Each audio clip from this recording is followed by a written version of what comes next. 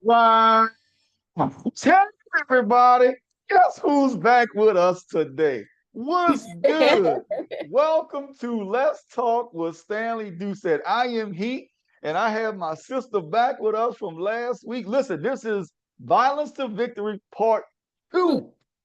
If you did not see or hear Part 1, go back immediately and listen to Part 1. Immediately, you have to listen to Part 1. I'm telling you, I'm still like in amazement with the power that you possess, Sydney. But before I get into all that, hold on. Let me shout out all my people all over the world. So wherever you calling from, Jamaica, uh, what do you say in Jamaica? Mon. Hey Mon. Come Yeah, on. that's yeah. Hey Mon. Shout out to all of my people in Jamaica. Shout out to all of my people in the Caribbean. Shout out to everybody in Canada. And of course, if you from that nine, baby, why? What's good?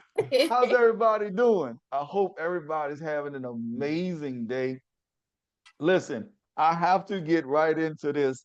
For those that don't know, I have my sister with me, the incomparable, the motivator herself, the one that stands in power, the one that have done some amazing things, not just in not just in Louisiana, but throughout America and eventually throughout the world. My sister, my friend, even though she left me the first time I was on the team, my girl, Oh I Lord. ain't gonna let you forget that. Miss Sydnee Haynes. Sid, what's good? Well, first of all, how are you? What's happening? I'm good. How are you? Oh, wait, Sid, hold on. Today is September 15th. Isn't that like an anniversary or something for you? I mean, is Uh-oh. it? Yeah. Yeah, yeah. I'm just saying, isn't that like an anniversary or something? The first time you yeah. I'm gonna let you tell your story though. I ain't gonna get into your business. Yeah. You trying to show everybody your fingernails? Let me see your fingernails. Oh, okay. All right. They exclusive.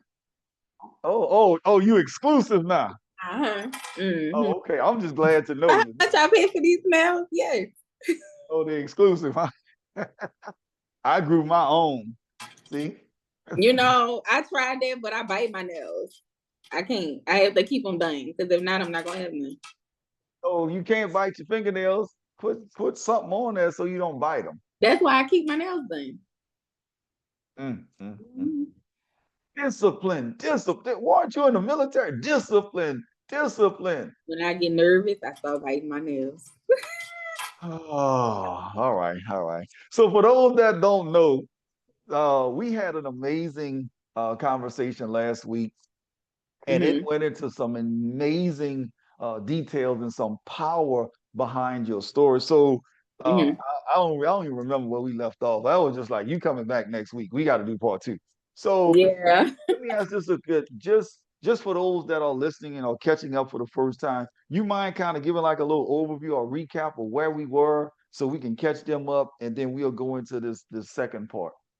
I think we were talking about how did Justice Angels come about? Yeah, that's right. How did Justice Angels? Yeah. Yes. Yes. So for those that don't know, Miss Sydney has a organization called Justice for Angels, or let's call it Justice Angels, Justice right? Angels, yes. So here's my thing.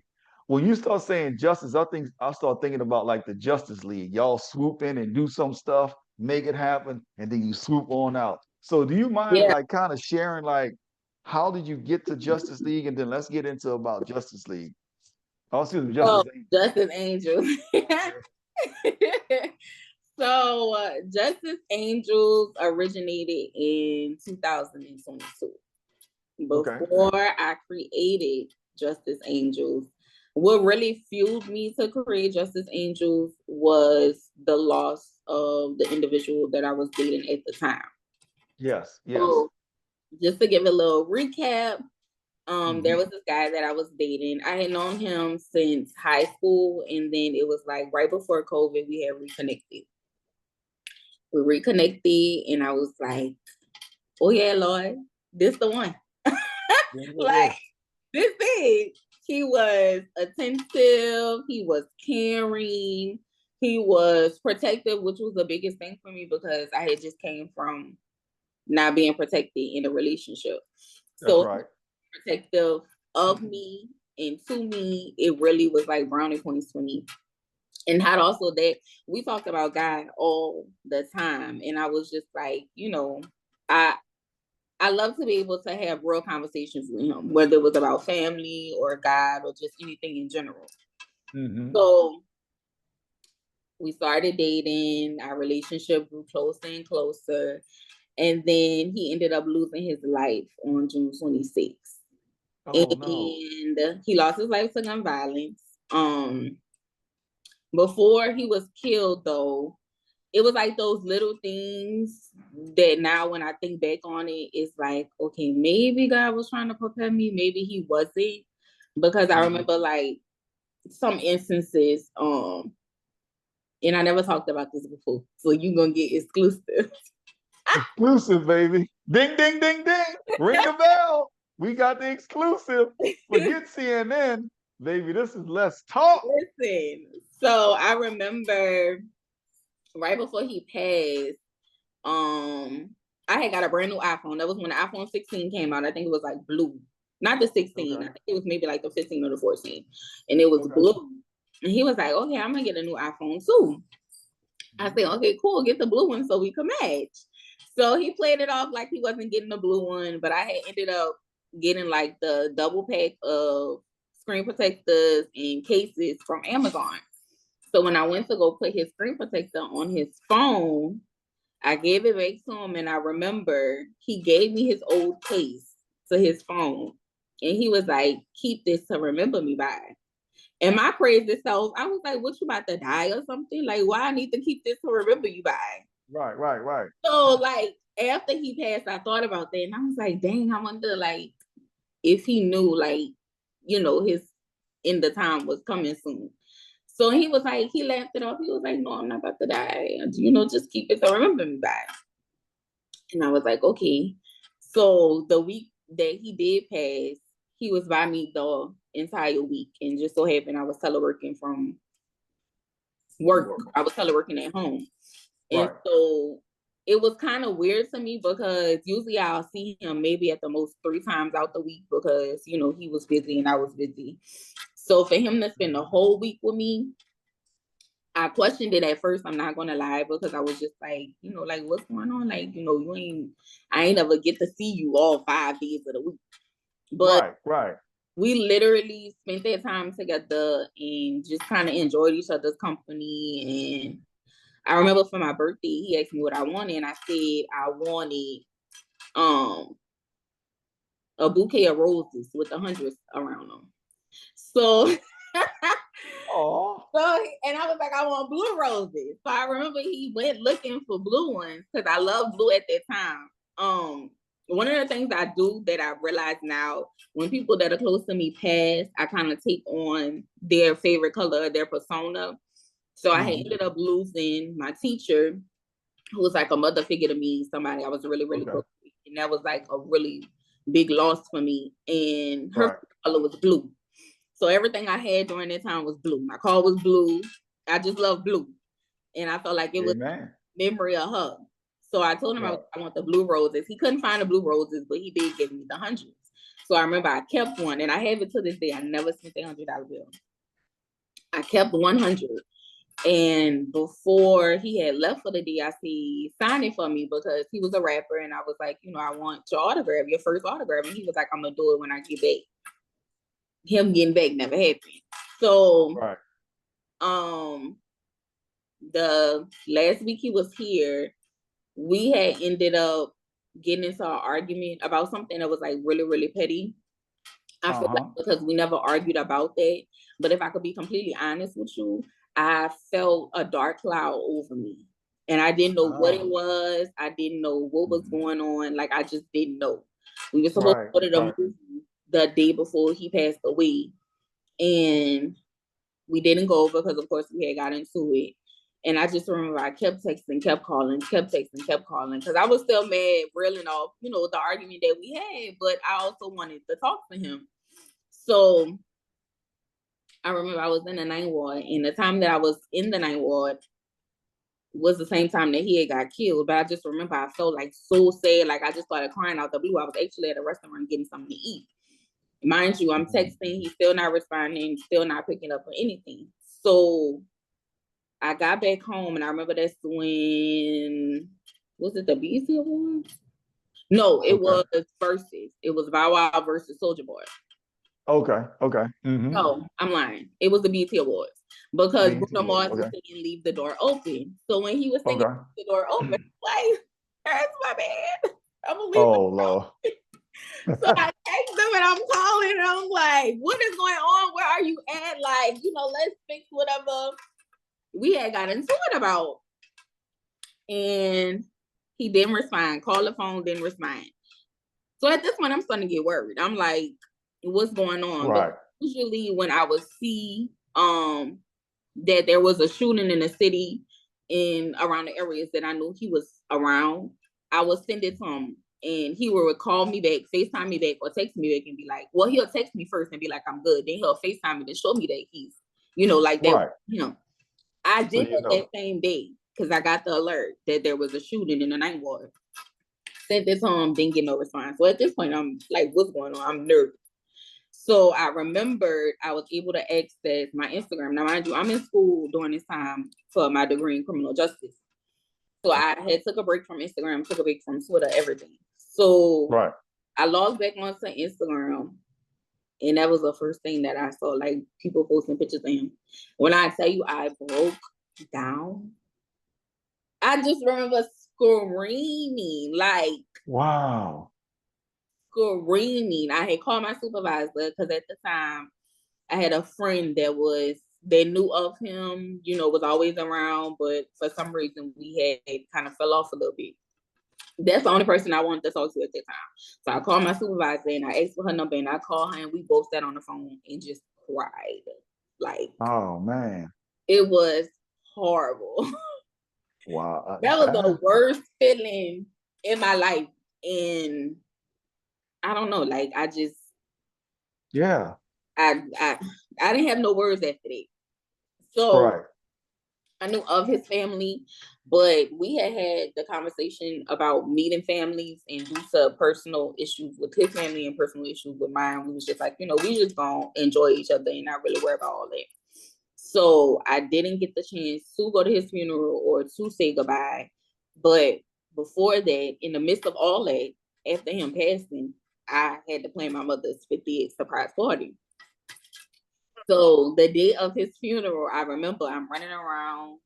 Her party was the same day, decorating stuff like that. I had to go uptown to Sweet Wine and get our custom made shirts that we made. And I'm just sitting there and I'm like, while I'm here, I'm gonna get a dog tag with his picture on it. So a dog tag, and I would just remember, like, it was raining and I was just crying so bad. We got back to the party and I just had to go in the bathroom and like take a minute, because I'm like, why am I so upset? Why am I so, emotional today? Like, I'm just crying. And then when I went and looked up his obituary, I saw that his funeral was that same day. And I'm like, okay, well, maybe that's why I was emotional and stuff like that. Right. So, did you ever have a chance to actually grieve it and actually go to what is the funeral? Oh, excuse me, the cemetery, or actually grieve it yourself to say bye? So because I didn't get a chance to go to the funeral, I found out where he was buried at, and I called, and I went there Monday. Actually, it took me a couple of days, and I went there. Actually, one of his friends had reached out. Let me back up a little bit. I had reached out to one of his friends that I knew, and he was just like, I'm so sorry. I was looking for your number. I was trying to call you. Like, it was just a lot. And I was like, okay. So I found out where he was buried at. I called the cemetery, and I remember I left work early looking for where he was buried at. And I'm just like, I can't find it. Like, and the lady came, she showed me. And at that time, it was still the cement. Like, they hadn't put his name up there. So I'm like, okay, well, maybe that's not true. Like, it's just a cement. Like, maybe it's not true. It's not real. Nothing. So I went back every day. And I'm just like, okay, the semen's still up there. I don't see no name. Like, this not true. This not, it is what it is. So when I went back, I want to say maybe a couple weeks after that, I saw his name up there. And I wrote down again because I'm like, damn, like, this is real. Like, it's real. Yeah. it's real. And I think that was one of the hardest times in my life because my mother was just like, her response to it was, I never been through this, so I don't really know how to help you. Right. And my dad was more so of, he grew up in the night ward, but he also grew up a certain lifestyle. And he was just like, this kind of comes with it. Like, I'm sorry, but this is what to expect. Here's what it is. Right. And I'm just like, I don't want to hear that. Like, he's dead. I don't want to hear that. I want you to be sensitive. Right. But I understood where he was coming from.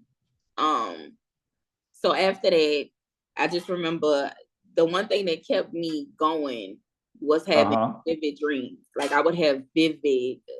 Yes. Vivid. Like, he came to me and it was crazy because I'm like, wow, every time you come to me, it's in a funeral setting. And it's me going to the funeral, and then I walk up to the casket and he raised up and starts talking to me. And I'm like, every time, every dream, it's just until I think he visited me probably every day until I feel like, he went to live his own life in heaven or transition, because people think it's weird, but I definitely believe in like the spiritual life.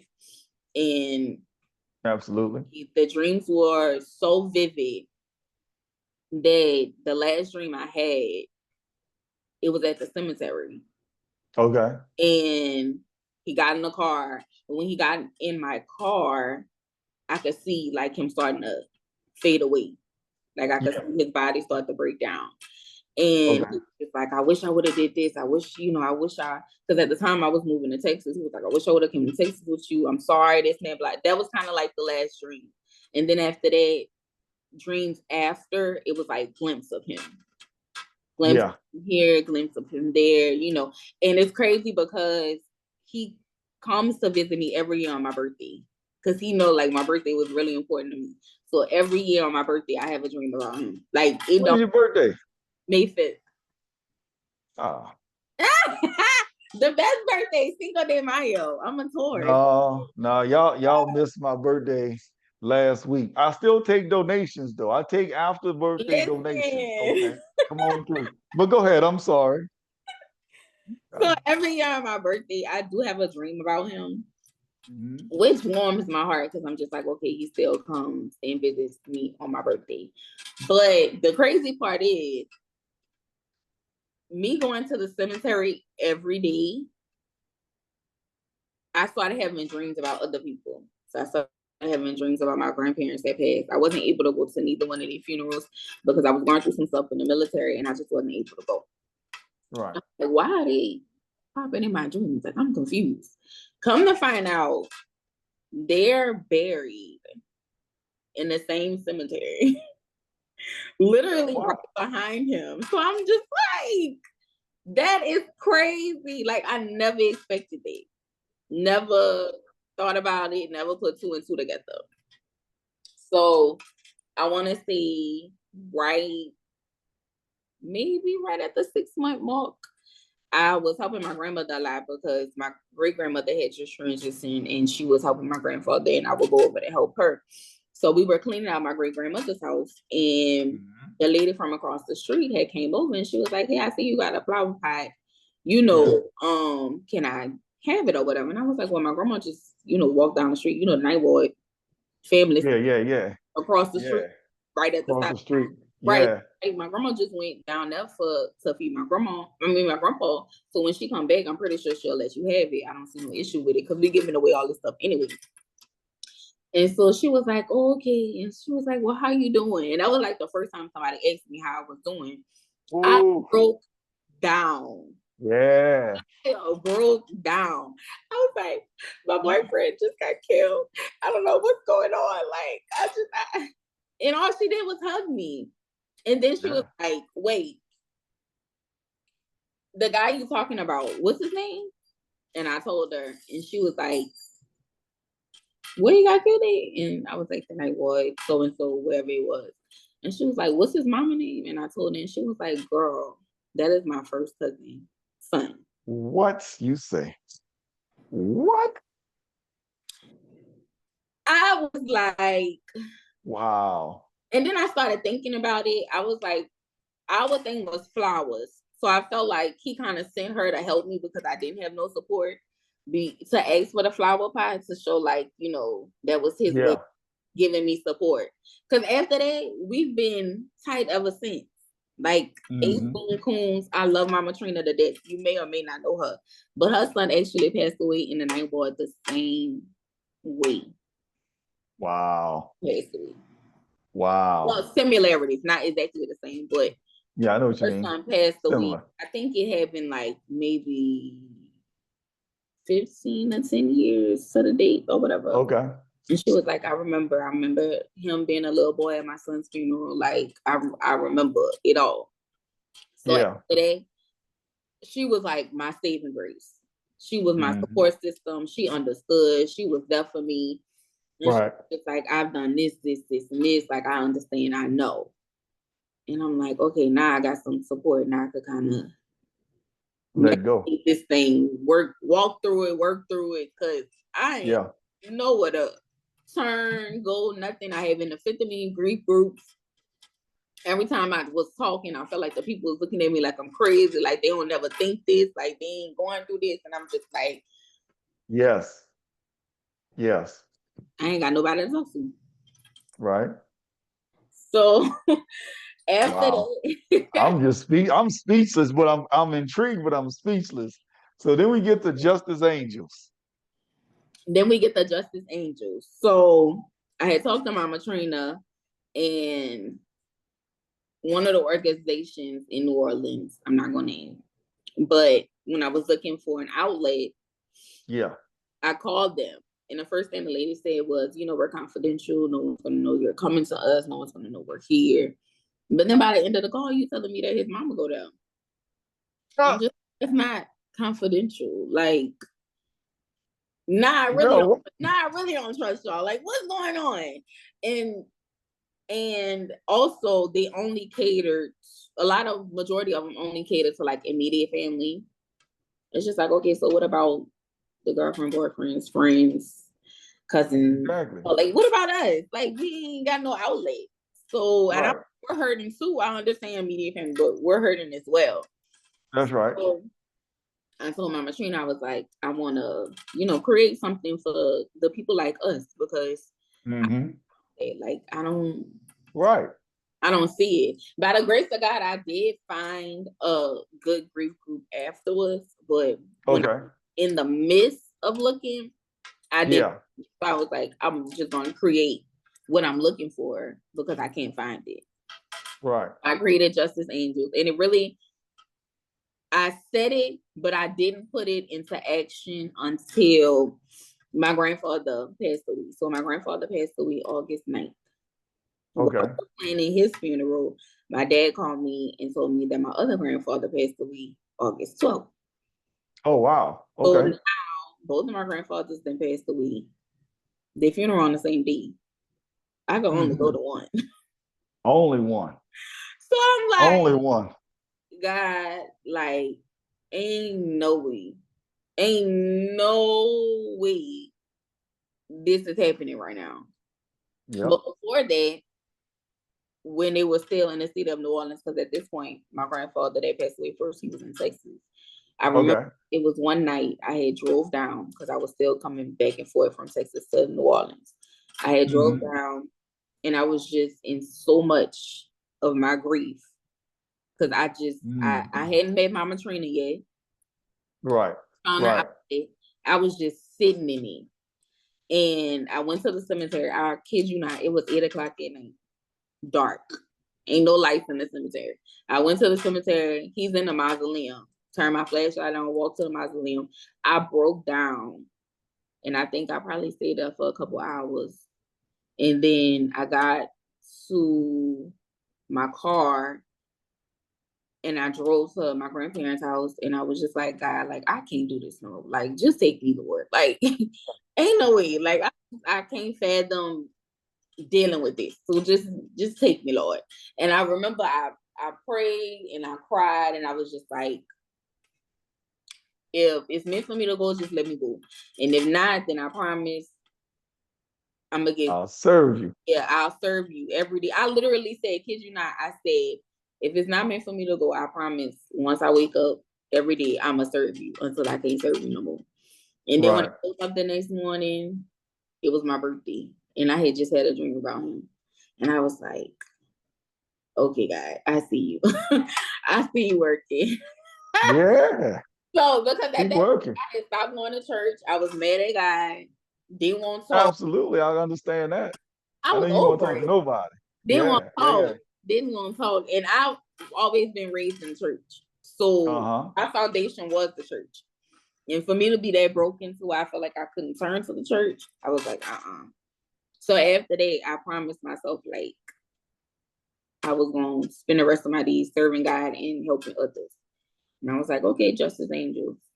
That's where that's where it originated from. But after both my grandfathers died, I was like, not only do I understand a little bit of my grandmother's pain, not that Yeah. we weren't married, but we still were together. So Right. I understand what it feels like to lose like that person, but Yes. also to be there and assist and help them. So that's when Justice Angels like really kicked off. Okay. And it All really got right. the gear. Oh, girl. So it's so much I want to go back to, but wait, I want to highlight Justice Angel. So what now are you doing as the founder, the creator, the CEO of Justice Angels? What are you actually doing with it?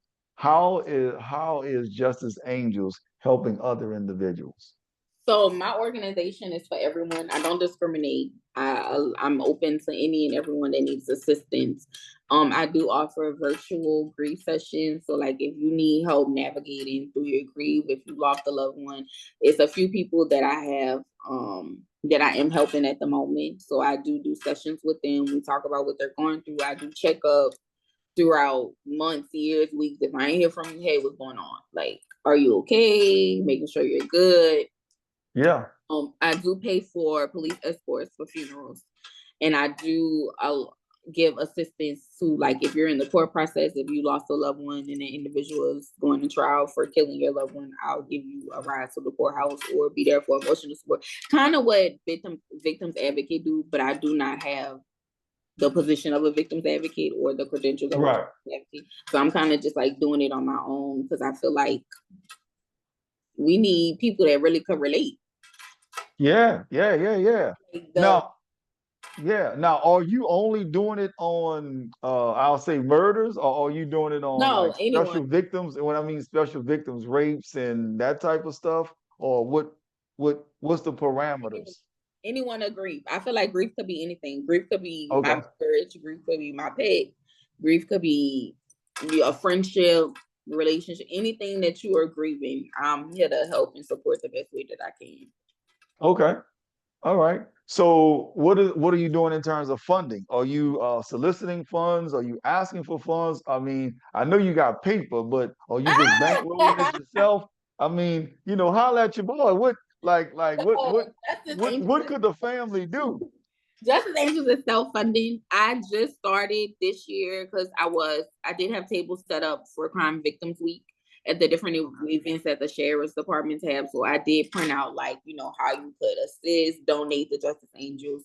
Everything I've done out of pocket myself. I have been awarded a few grants, but that only goes so far when you want to hold like, group sessions and get supplies and all that.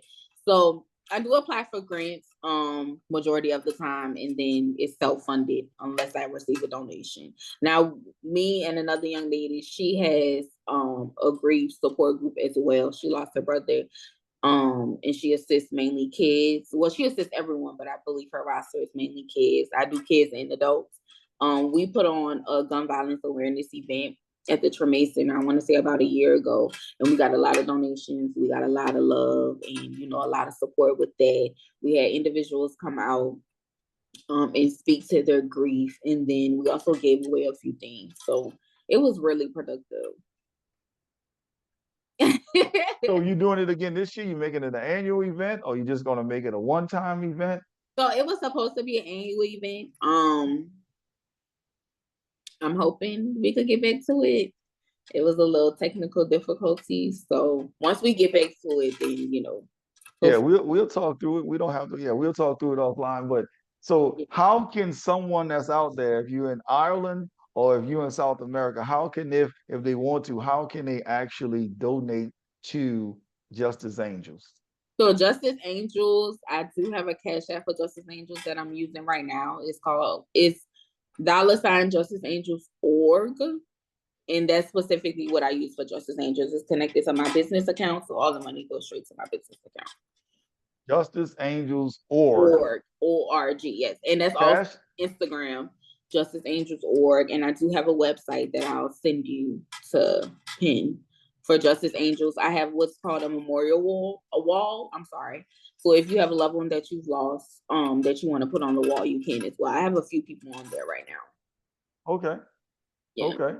So now, when you say lost, does it have to be somebody of violence, or it could just be No, it can somebody? be anyone, whether it was health Okay. issues, violence, or accidental. It could be anyone. It's Okay. just a memory wall, a wall to remember your loved ones. Nice. Okay. All Yeah. right. Excellent. Excellent. So now, that all being said, what about you? Before we close out, what about you?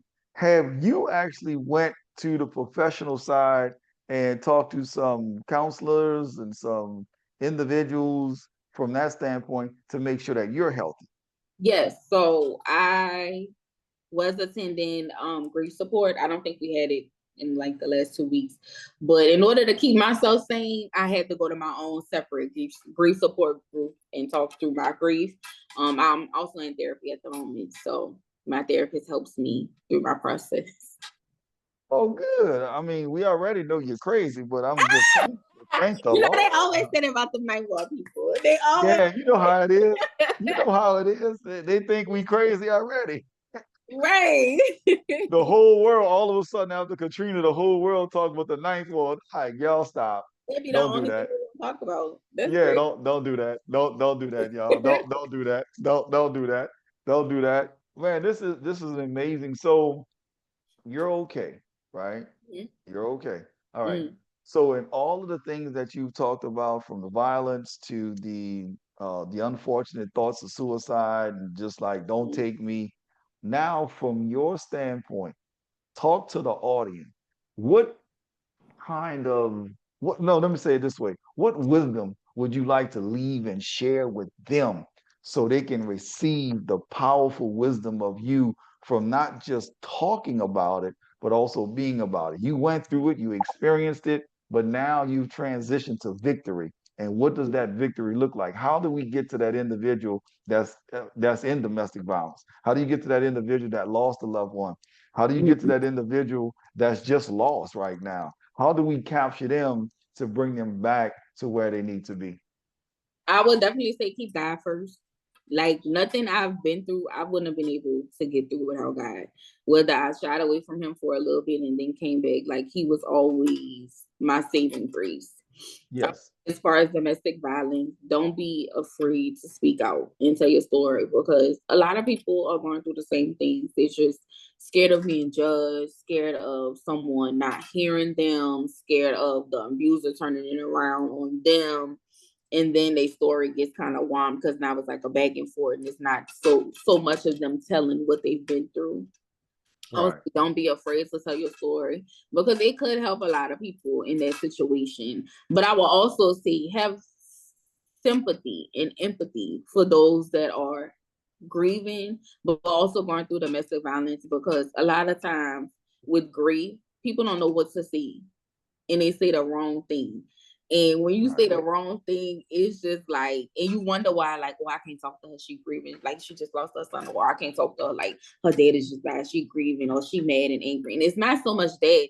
It's just people get really weird when it comes to grief. Instead of just being a support system. Like, a lot of times, we don't want to hear you talking. We just want you to sit there while we cry. Like, just Yes. Yes. present. while we cry, because that's showing us that you were supporting us no matter what we are going through in that moment. Right. I also feel like don't rush the process. My grief it made June 26th made 4 years.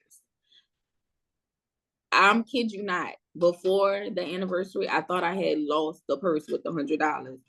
And I went into a flimsy. I broke down. I was crying. I was agitated. I was angry. I'm like, I have to find this. Like, I have to give yourself time. Don't think it's something you have to get over, because I'm still not over it. It took me time. I didn't even want to get a new phone, because I'm like, me and him had the same phone. I don't want to get rid of this phone. I didn't want to pack up some of his stuff, because I'm like, I need it out, like for him to feel comfortable coming to visit me, or, just moving on a little bit at a time. I would say give yourself grace, because it's not going to be easy. You're going to be triggered. Little things like the smell, the thought. I'm like, I kid you not. Right. Every time I went to New Orleans, I would go to the cemetery first. It's certain places in New Orleans I still haven't been, because I know that was our spot. Like, that's yeah. So I just choose to avoid those places, and I feel like when I get strong enough to go to those places and not break down, then I will. That's right. But at this moment, I'm not. Yeah. We're gonna avoid them places. We not going to them places. No. I would definitely say give yourself grace, because I feel like grief. I don't want to say grief is forever, but when you in the tunnel and you don't see nobody, and it's dark, you just in your mind, that could feel like something is forever. You feel like don't nobody understand me, don't nobody get what I'm going through, or you ain't lose your mama, so you couldn't possibly understand. It's just like, I can't possibly understand, but I could have empathy and sympathy, because I may have lost a mother figure. You know what I'm saying? Absolutely. So just give yourself grace when grieving, or even going through domestic violence. Don't feel like it's your fault, because it's not. The man gonna do whatever he want to do, when he want to do it, how he want to do it. Wait. There you go. Don't be putting all that on us. Yeah, I'm not gonna put it all on y'all. Or the woman. If the woman been crazy since day one, and your partner's been telling you she been crazy, listen, she gonna do whatever she want to do, how she want to do it, where she want to do it. So nothing you can do can change that. Like, I feel like a lot of people that's going through domestic violence feel like, if I would have done this, or maybe if I wouldn't have done that, they was going to do it regardless of if you did it or not. It might have just been something else that triggered them. Yeah. So I would definitely say, don't blame yourself doing domestic violence. Give yourself grace. Keep God first. Get in your word, because your word is going to be the main thing that gets you through, especially with grief, but definitely with domestic violence. And get out of the situation. Think about other people. If you have children, think about your kids. Because if you are with somebody and you're not able to get out of that situation, then maybe your kids have to go on and live life without you. Like, think about that. Think about, do I really want my kids to go on and live without me? Or do I want my family to go on and live without me, knowing that I deserve a better life? So that would be my word. That's your word. Your word is your word. You said she said what she said. I said what I said. She said what she said. Yep. And y'all got something else to say? She said what she said. That's what it is. That's what it is. This is amazing. This is amazing. This is amazing. Thank you. First of all, thank you for finding that strength. Yeah. Thank you for finding that strength, because if you didn't find that strength, I wouldn't have the opportunity to be left in the vestibule if you didn't find that strength. Lord. So I'm grateful that you found that strength. For those that don't know, so people. So we serve on the same ministry at church. And so my little sister right here, I'm the newbie I'm the neo on the team, right? So we got these seasoned veterans. I'm the rookie. So we got this event we doing and so on, and we doing our thing. I look around, everybody gone. Everybody gone. I'm still out there because nobody told me, all right, we can go in the sanctuary now. I'm still out there waiting for kids. I'm just sitting. I take a peek inside. I see the whole team praising the Lord. And I'm like, wait, y'all hazing me now. To be honest, we didn't think about it, because we all knew at this certain time to leave. Hey, wait a minute. I'm out there with the janitor getting his front Oh, back together, making sure. I said, okay, yeah, maybe they got somebody else in the back. I don't know. I look oh, up, they shouting and running and all deep in it. Yeah, I'm telling the whole world, y'all left me listen, out. it was not perfect. It was you coming to the back saying, "We're done, we're finished," because I left me. Yeah, yeah. Wait. And then they didn't even know I was even there. Like I'm still on post. Like, some of y'all know I'm a former police officer, so you got your assignment. That's your Oh, post. I'm on post and they now they all the way in the back with Bishop. They eating and drinking and laughing and smiling. I'm like, are we finished?